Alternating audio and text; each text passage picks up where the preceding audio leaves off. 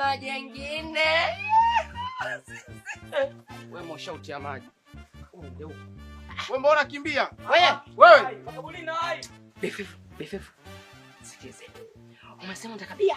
Wewe nilikwambia nini kuhusu kunitaka BFF? Mjomba, mbona kama vile unataka ugomvi tu unaponiona? Basi nilikuwa tuna vibe, nilikuwa na vibe. Sorry. Nisamee mimi, shafahamu. Kwa hiyo shida hapo bia, pombe, si ndio? Anijibu basi shida bia, mapombe. Nimesema nataka bia, hapo umenisikia naongea nani? Kwa nini kilichokuleta hapa nini? Si umepita umenisikia? Afu kama nikikaaga tu nafanya mambo yangu unajitokeza tu kama upepo huu, huyo tayari ushafika.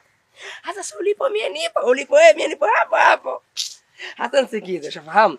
Kuhusu ile swala usijali, maana hivyo mimi ndo vitu vyangu tunanijua tena mimi vitu vyangu kama siku zile nilivyokuta pale kwa machupa malaga manini yale. Ile swala limeisha. Yaani hapo fanya tu limeisha. Sema tu shughuli lini mimi niandae vyupa vingi watu wale. Kwenye hilo naona kabisa unaweza ukanisaidia. Sasa hapa mimi shughuli nataka nifanye nitalipia au ndo hamna kulipia. Kwani ulipe? Nimesema chochote unachokitaka wewe niambie utakipata moja kwa moja bila shida yoyote. Ila tu na mimi safari nitaka BFF nifanye kitu hichi kimoja. Haina shida. Ushaelewa? Wewe ngoja. Kitu gani? Yaani sielewi. Usiogope cha kawaida. Ndio. Mimi sipendi birthday. Kwenye birthday sio hiyo birthday. Lakini mimi macho ya watu sipendi. Watu mimi makelele mavurugu. Awe bland ndio unaficha bland. Sasa mimi mwenyewe kuminguni star kuna ile kina watu wananishobokea.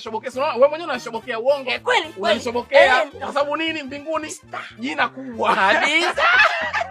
Sio jina kwa sababu ya ile issue ndio maana. Basi usikasirike, chanayo basi. Unazoea vibaya sio? Shobo mkondobo zinaanza sasa. Chizi unajichekesha kama malaya kaona bwana mpya. Basi ndugu yangu. Haya basi usikasirike. Hapo siku nitakuletea surprise, kuna pombe nitakuletea hiyo hujaiona hiyo.